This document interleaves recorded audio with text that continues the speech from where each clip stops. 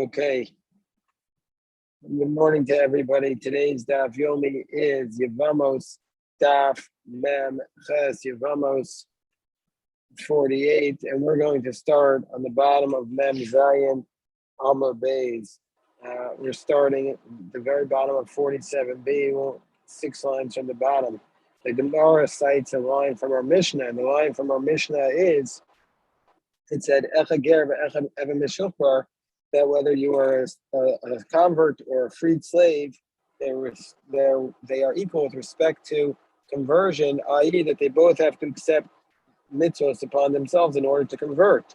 That's what the Gemara's assumption is. Because Salka Daita, the Gemara's assumption is the Kabel of all mitzvahs, that they're the same with respect to accepting upon themselves mitzvahs. That just like the convert needs to accept mitzvahs in order to be Jewish, so too does the slave who's being freed.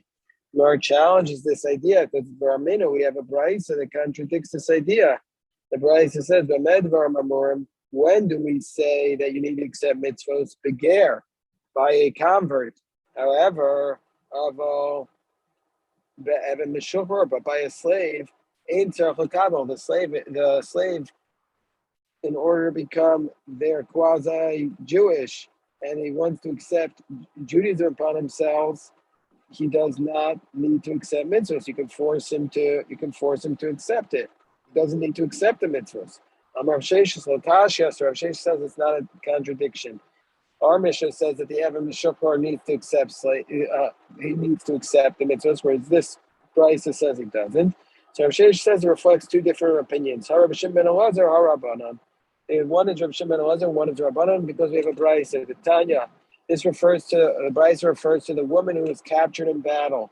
It says that after she's called the Yefas Toar. It says that after she's captured in battle, she should cry for her mother and her father for Yerach Yamim, and then she comes to her captor, i.e. her husband, he takes her as a wife. It says, she cries for her mother and her father and mother for 30 days. But when do we say that she cries for her parents? Where she has not yet converted. But if she immediately accepts mitzvahs upon herself, then he would immerse her in the mikvah and she would convert immediately, and he's allowed to be with her immediately. Whereas Rav Shimon ben Elazar says, Rav Shimon ben Elazar says, no, even though initially speaking she did not accept the mitzvahs upon herself, kofa umatpila, immediately we force her and we convert her and we immerse her in the mikvah l'shem shifchus, v'chozer matpila l'shem shifchur, meaning to say we immediately force her. And Rashi explains that whole tefillas avadim al karchanu, that we forcibly convert this Ishas Yefas Torah. We forcibly convert this woman who's a slave, and then we immerse her later on for the purposes of freeing her in the Shachara. We free her umutter b'miyad, and then he's immediately going to be permitted to be with her. So we see Rashi explains on the top of 48a. We see that according to Rabbi Shimon, the slave does not need to accept a mitzvah upon himself during the time of immersion.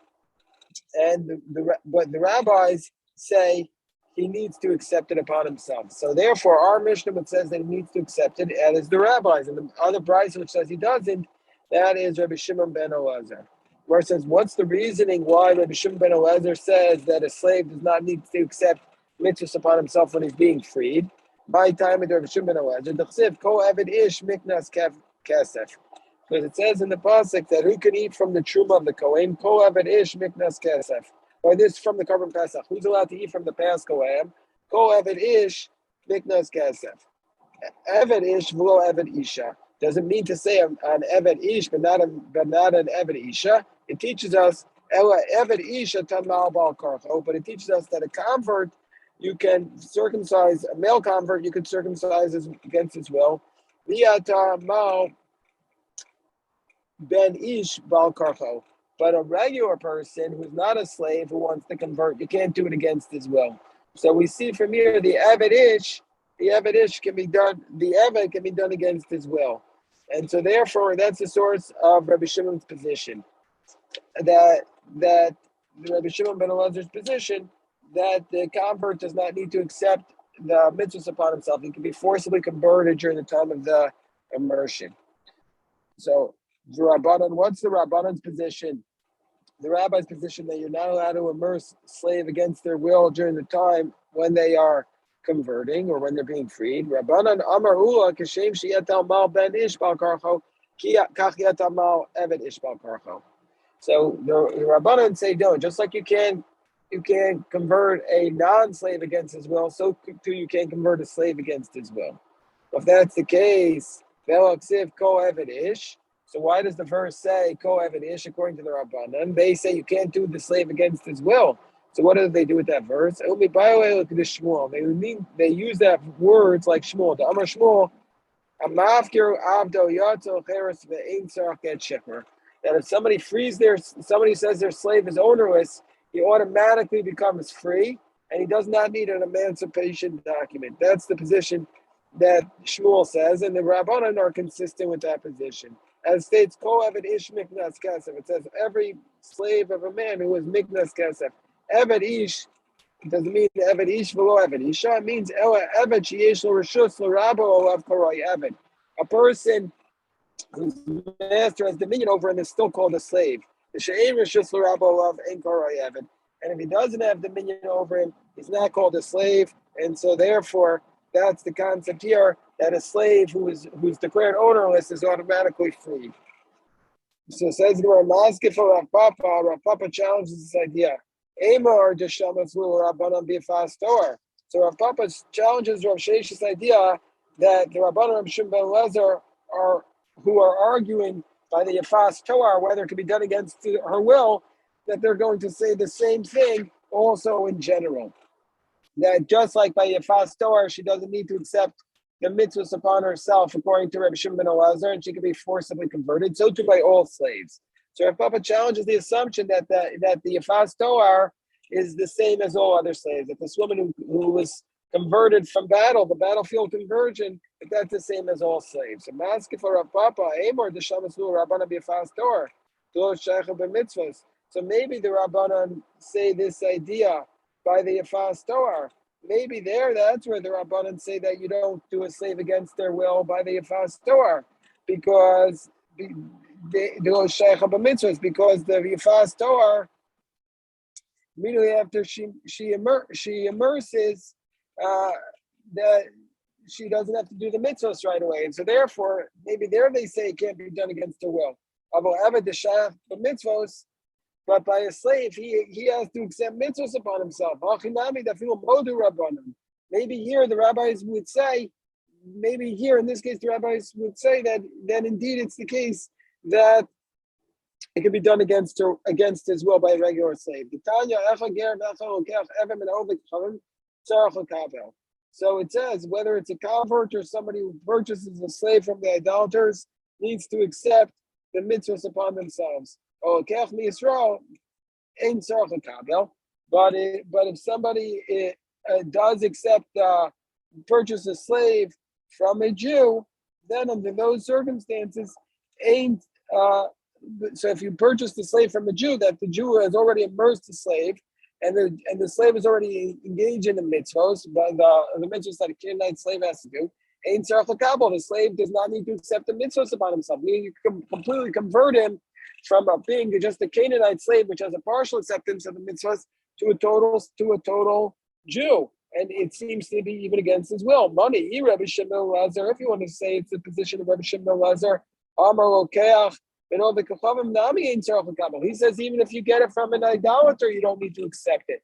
So it must be even according to the Rabbanan, even according to the rabbis, this position must be, even though the rabbis say that typically speaking, you would need to accept the mitzvahs, they would say in this case where you purchased the slave from a Jew already, so you already had a partial acceptance of the mitzvahs, then the slave does not need to accept the mitzvahs. You can forcibly convert him completely and thereby free him. So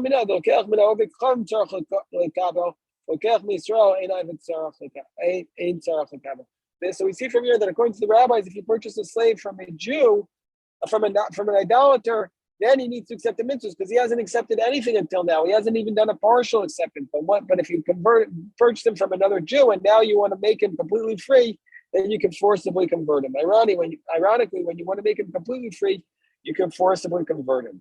So the Gemara says, Elakashia, well, if that's the case, this is difficult. That the rabbis agree with Rabbi Shimon ben Elazar. So if that's the case, that they accept that the convert can be converted against his will, according to the Rabbanan. Well, if that's the case, how are we going to explain the contradiction between the sources? So the Gemara says, well, what about the fact that our Brisa is contradicting our Mishnah? Because our Mishnah says that whether it's a convert or a slave, they can accept it against their will. They have to accept it willingly.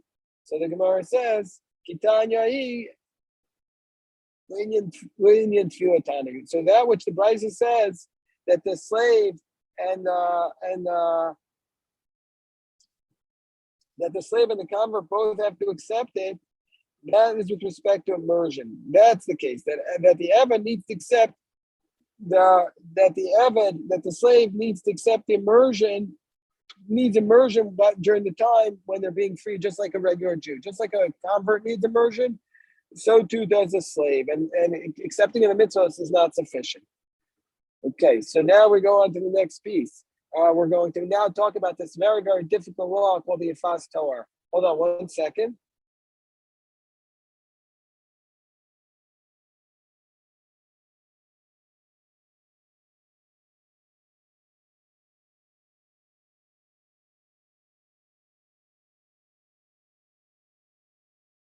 Okay, so now we're up to the Yefas Torah. The Yefas Torah is basically the law that when you accept when you if a man sees a woman in battle and she's a Canaanite, he's allowed to forcibly take her. This is obviously a very difficult law for us to appreciate today. Today we would call it a war crime, but the Torah says, Rashi says in its commentary on the Torah, that the Torah speaks. Well, Dibur Torah connected Yitzhar. The Torah recognizes something wrong, but the Torah understands that on the battlefield there were some allowances that were made for the men, and so therefore it needed to be done in a proper manner. Shana Rabbana, the rabbi, the Brisa states. What does it state in the Brisa? It says the Brisa. The verse that stated Vigilchash Rosha, you should do something to her hair. Usually it's said that if the man captures this woman in battle, Gilcha usually means to shave her hair, but let's see how they interpret it. But Astas Sipor now, I need to do something to her nails. What is it? Rabbi Lezer says kakots. Rabbi Lezer says you cut her nails, and you cut her nails before you marry her. Whereas Rabbi Kiva says tagdil. Rabbi Kiva says you let her nails grow long before you marry her. Amar Rabbi Lezer says apuvtu means cut her nails. Nemar asiya berosh, nemar asiya b'tzipornaim. It says by her hair that you have to vigilchas rasha, which means to cut her hair. So therefore, it means to do the same thing to her nails, cut her hair and cut her nails. So just like over there, it means to remove the hairs. So too here means to remove the nails. Kiva says nemar asiya berosh, nemar asiya b'tzipornaim. So Rabbi Kiva says, no, it says we have the same concept of asiya barosh and asiya by tzipornayim, by the hairs and the nails, but here's what the concept is. It means nivo, just like by the nail, just like by the hair, you're trying to make her look disgusting, and you do that by shaving her head. That's what they felt like. The woman with her shaved head would make her look repulsive to the battlefield captor. So too, the purpose was to cut his nails, to let her nails grow long, to make her look repulsive. Afkan nivo. Now we're going to bring a proof for Rabbi Eliezer that it means you're supposed to let her nails, that you're supposed to cut her nails, because it says in Mephibosheth ben Shaul, you're ready to cross enough. And Mephibosheth ben Shaul was going down to greet the king. So he didn't do anything to his feet, meaning to say he did not cut the nails of his feet, and he did not shave the hair off of his head. So we see from here that when it says So asta siparnav, it means that she didn't cut the nails. That he cuts the nails. That's what it means. Tanu Rabbanan, and that's a proof for Rabbi Eliezer's position. Gemara says Tanu Rabbanan. It says in the verse that we let her to cry for her father and her mother. So what does that mean? Rabbi Eliezer says, what does this mean? Avia mamish, ima mamish. It means we have her cry for her father, her actual father, and she cries for her actual mother. It means get it out of her system. Rabbi Kiva Omer avia v'ima zu avodos kochavim. Avia and Orma, this refers to idolatry. It means to say that we have her cry for her old faith for 30 days before we convert her. As it states, you say to the wood, to the tree, you are my father. That's what Avia here means, her idolatry, not her actual father. Yarach Yamim, what does it mean for 30 days? Yarach is Shloshim Yom, that's 1 month, 30 days. Rabbi Shimon Elazar says Tishim Yom, it actually means she cries for 90 days. Yarach is a month, and Shloshim Yom, that's Shloshim Yamim means Shloshim, V'achken Shloshim means 2 sets of 30, that's 90 days. Maska for Ravina, Ema Yarach Shloshim Yamim, Shloshim V'acharkein. Maybe it means, Yarach means Ema Yarach, Shloshim Yamim, Shloshim V'acharkein. So maybe what it means is the Yarach is 30 days, Yamim is another 30 days, V'acharkein, and then another 30 days, which means another 60 days. Maybe it means 120 days. Gemara says kasha. Indeed, this is difficult. Tana Rabbanan, the rabbis taught, Mekayim avadim she'in amalan, that you're allowed to keep around the slave, Canaanite slave, even though they're not circumcised. That's the position of Rabbi Shmuel. Rabbi Kiva says, Ein Mekayim. Rabbi Kiva says, no, if they don't circumcise, that you're not allowed to keep them even 1 day. So the Gemara says, Amalei Rishmo, Arei Omer, it says in the verse, it says, V'yinafesh ben amascha. It says when we discuss the mitzvah of Shabbos, L'ma yanuach shorcha v'chamocha, L'ma yanuach shorcha v'chamorecha, V'yinafesh ben amascha v'ager.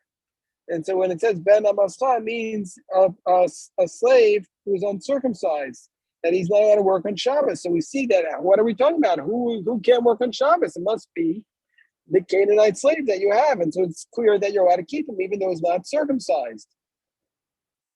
The Gemara says, no, that's not what it means necessarily. What are we talking about here? What's a circumstance? Gemara says, no, it's not a proof. Rabbi Kiva would say, somebody trying to ask a question?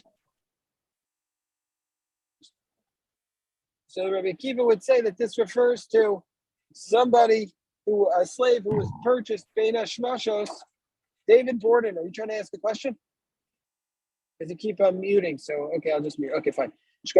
So it says that it refers to a slave who was purchased Bein Hashmashos, meaning right before Shabbos. You didn't have time to circumcise him before Shabbos. To Kuli Alma, but that's what Rabbi Kiva would say it means. To Kuli Alma, but everybody would admit Mias Vayinafesh Ben Amascha, that when it says these words, V'yinafesh ben amascha be'evet aral ksiv, that it's referring to an uncircumcised Canaanite slave. My mashma, how does that imply that that's what it's referring to? Tanya, because it states in the Brisa, V'yinafesh ben amascha be'evet aral akasim medaber. When it says V'yinafesh ben amascha, refers to the uncircumcised slave. Tomer be'evet aral, does it refer to an uncircumcised slave? Maybe it refers to a circumcised slave. And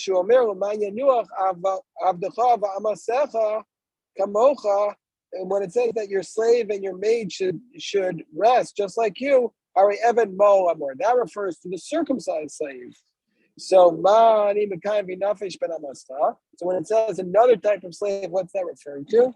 That is referring to the Eved Arel. That refers to the uncircumcised slave. So that's what it's referring to.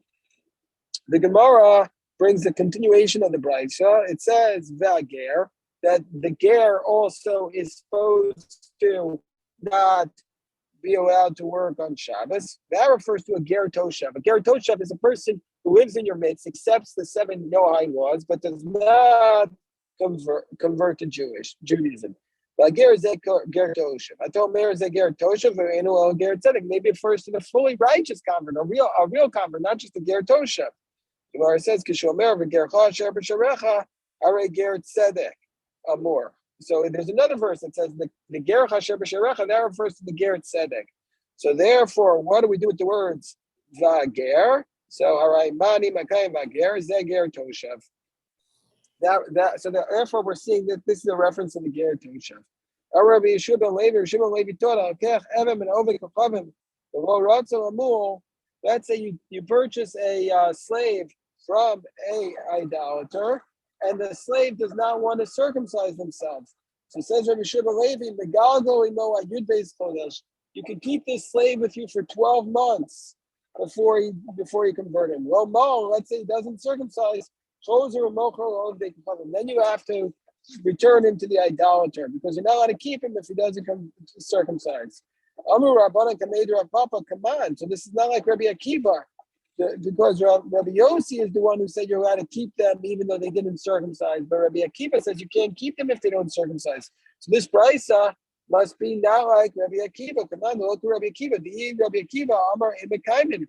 Rabbi Akiva says you don't keep them. Amru Rav Papa Afilu Tema Rabbi Akiva. Even according to Rabbi Akiva, so when does Rabbi Akiva say, so even according to Rabbi Akiva, who says you're not allowed to keep them, but when does Rabbi Akiva say you're not allowed to keep the slave? When he never stopped becoming being a non-Jew. He never stopped being a non-Jew at all. Meaning to say, that's Rabbi Akiva says you're not allowed to keep him for a year. Meaning to say that when you purchased him, he says, I will agree to convert and to circumcise. Then even afterwards, he's allowed to, even though he changed his mind, Pascha. Meaning to say, we say accepted upon it, and therefore we have to be concerned.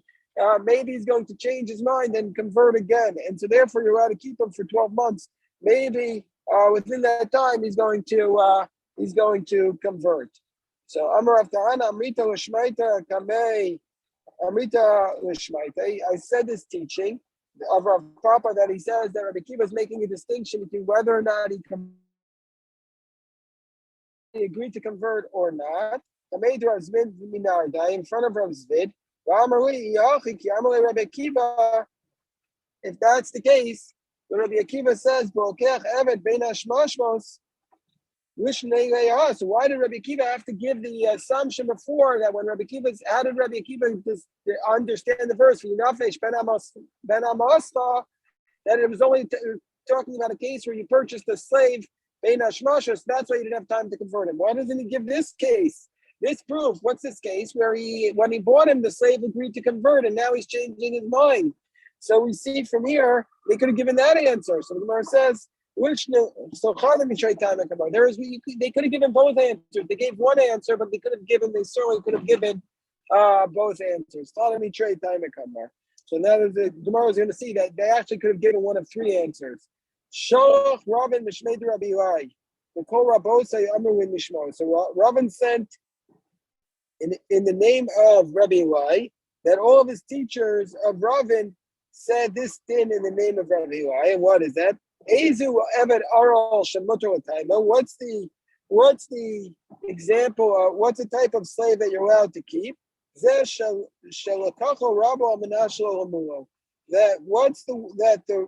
this is a different scenario. Not that he purchased him with and the slave had agreed to convert. That's when you're allowed, and then he changed his mind, so you have a year in order to convert him. No, it refers to a situation that when you purchased him, it was on the condition that he's not, that the idolater says, I'll sell him to you on the condition that he doesn't convert, that the slave will remain with his idolatry. So Amar Rabbana Kamedu Rav Papa. So it must be commanded Rabbi Akiva. It must be not like Rabbi Akiva, because if it was like Rabbi Akiva, the Rabbi Akiva Amar Emekayim. Rabbi Akiva says you're not allowed to keep him. So you're not allowed to keep a slave who says you're not going to convert. So the Gemara says, no, Amar Rav Papa, Afilu Tema Rabbi Akiva, Hanimili Echadro Isni Ba'ade, Abal Echad Isni. No, so when would Rabbi Akiva say that? Rabbi Akiva maybe says you can't keep him if he always stipulated, if there's no stipulation, but if there was a stipulation, you'd be allowed to keep him. Amar of Kahana, Amrito Shmaiti Kameter of Zmiv in the Ardai, Amarli Yachi. Well, if that's the case, if that is indeed the case, and if Rabbi Kiva says if you stipulate, you don't allow, you're not required to, you're allowed to maintain the slave in your possession. He could have given this answer. He could have just said that. Well, when are we talking about when it says you keep the idolatrous slave? What does it mean that the idolatrous slave can't work on Shabbos? So what are we talking about? It's where you stipulated that you're going to keep him even though he's not circumcised. Whereas, well, he could have given the other answer where he had agreed to convert. No, he's giving one of two or three answers. One of two or three answers. The Gemara says, Yosef Rav Chanina bar Papa Rabbi Yam Rabbi Yitzchak Nafka killed Rabbi Yitzchak Nafka Yosef Ka'amri. So Rav Chanina bar Papa and Rabbi Yami and Rabbi Yitzchak Nafka were sitting on the porch of Rabbi Yitzchak Nafka, and they were sitting there saying, there was one city in the land of Israel, and its servants did not want to circumcise. The slaves did not want to circumcise. They allowed them to maintain them with them for 12 months. And then afterwards, they sold them back. They sold them back to the idolaters. So the Gemara says, come on, who's it like that they kept them there? Like the following Bryce said, says in the Bryce, if you purchase a slave from an idolater, he doesn't want to circumcise, keep him for a year. If he doesn't circumcise, then you have to sell him back. Or Rabbi Shimon Elazar says, and they have some Torah. Rabbi Shimon Elazar says, you're not in the land of Israel, you're not allowed to keep him because we're worried he's going to touch something that's tahor and make it ritually impure. And also you don't keep him near the border city. There you don't keep him at all. We're worried he's going to be a spy. We're worried he's going to hear something and go tell it to the idolaters. And then we'll just finish up to the end of the daf.